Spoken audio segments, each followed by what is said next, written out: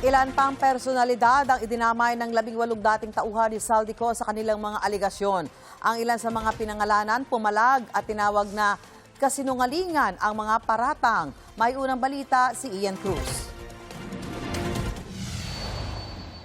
Naging press conference ang ginawang pagharap sa Mandaluyong ni dating Congressman Mike Defensor at ang nagpakilalang 18 dating bodyguard ni dating Congressman Zaldico.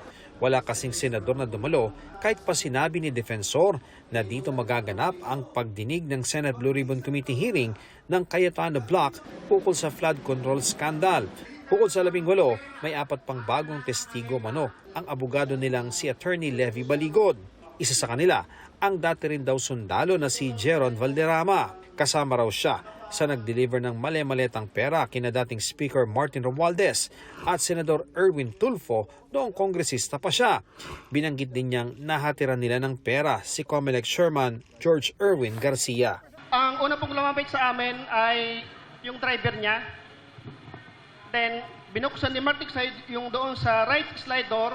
Inabot sa driver ni George Garcia.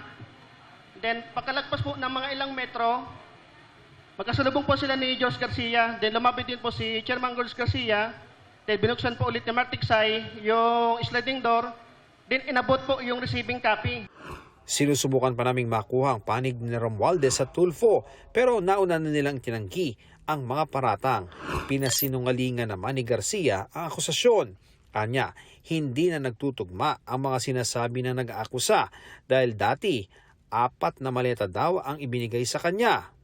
Ngayon ay bag na maliit na lang. Mahirap anya kung may nagdidikta lang kung ano ang sasabihin at ano naman anya ang kinalaman niya sa flood control. Nagpakita rin ng iba't ibang larawan ng mga ex-bodyguard ng mga umunoy delivery ng mga maleta. Meron ding larawan ng mga tagpo sa hangar na pag-aari ni COSA Misibis Aviation and Development Corporation. May larawan din sina Senador Kiko Pangilinan at Mrs. na si Sharon Cuneta kasama ang mga empleyado umano ni Co. Pero wala na silang ibang binanggit na detalye. Sa isang pahayag, sinabi ni Pangilinan na puro pasaring, aligasyon at palabas lang anya ang mga ito. Gusto lang anyang mantsahan ang naiulat na pag-upo niya bilang chairperson ng Senate Blue Ribbon Subcommittee na mag-iimbestiga sa flood control scam. Dagdag pa niya, walang basihan ang tinawag niyang tangkang pagdungi sa kanyang pagkatao. Pananagutin daw ni Pangilinan ang mga nag-akusa sa mga paninirang ginawa nila, pati sa pagdamay sa kanyang pamilya. Ang isa namang dating tauhan umano ni Co, idinetalye ang paghahatid daw ng male-maletang pera sa bahay ni dating Senate President Cheese Escudero. Noong 2024, mula Horizon Homes, BGC, kasama ako sa convoy papunta sa convoy ni Saldico bilang security detail at pupunta kami sa bahay ni Senator Francis Cheese Escudero sa New Manila.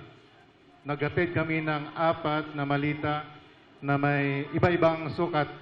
Dating nasa Cayetano Block si Escudero pero nakiisa sa pagluklok sa grupo ni Senador Win Gatchalian. Sinisika pa naming makuha ang panig ni Escudero.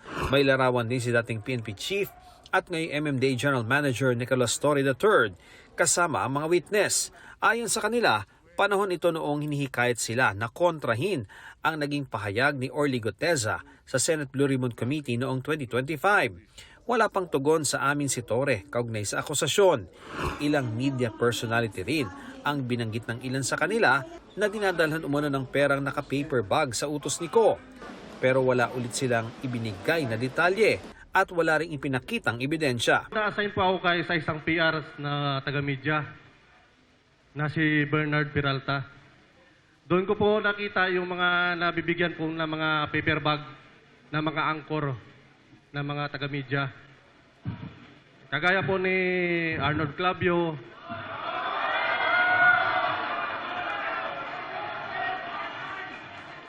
at doon lang po muna at sa affidavit ko na lang po yung ibang. Tinawag na kasinungalingan ni Arnold Clavio ang bintang na anyay nakakatawa at nakakalungkot. Haharapin daw niya ito ng walang takot at hinamon ang nagbintang na maglabas ng ebidensya. Hindi raw siya natatakot at wala raw siyang itinatago. Sa korte na lang daw sila magkita at doon daw nila ulitin ang kanilang mga anyay walang kakwenta-kwentang bintang. Ayon naman sa GMA Network, sineseryoso nito ang mga bagay na may kinalaman sa integridad ng mga mamamahayag nito. Susuriin ng network ang usapin. Nananatili rin ang paninindigan ng GMA Network sa responsableng pamamahayag. Nanawagan din ito sa publiko na huwag gumawa ng mga konklusyon base sa mga hindi beripikadong impormasyon. Idinawit din ng mga umunay dating bodyguard ni Ko ang kolumnistang Simon Tulfo. Pero tinawanan lang ni Tulfo ang aligasyon. Paano raw magkakasya ang limpak-limpak na salapi sa isang supot? Ito ang unang balita. Ian Cruz, GMA News. Sa isang social media post, tinawag na sinungaling ni Sharon Cuneta ang mga nagpalabas ng larawan nila ng asawang si Senador Kiko Pangilinan sa press conference ng mga nagpakilalang dating bodyguards ni Saldico. Paglilinaw ni Cuneta, ang larawang ipinakita sa presscon ay kuha noong bumisita ang kanyang pamilya sa Marawi City. Taliwas sa sinabi sa presscon ng mga tauhan umano ni Ko ang kasama ni Cuneta at Pangilinan. Nanindigan si Cuneta na hindi sila tumanggap ng maleta ng kanyang asawa. Malinis anya ang kanyang pamumuhay at pinaghirapan ang lahat ng mayroon sila.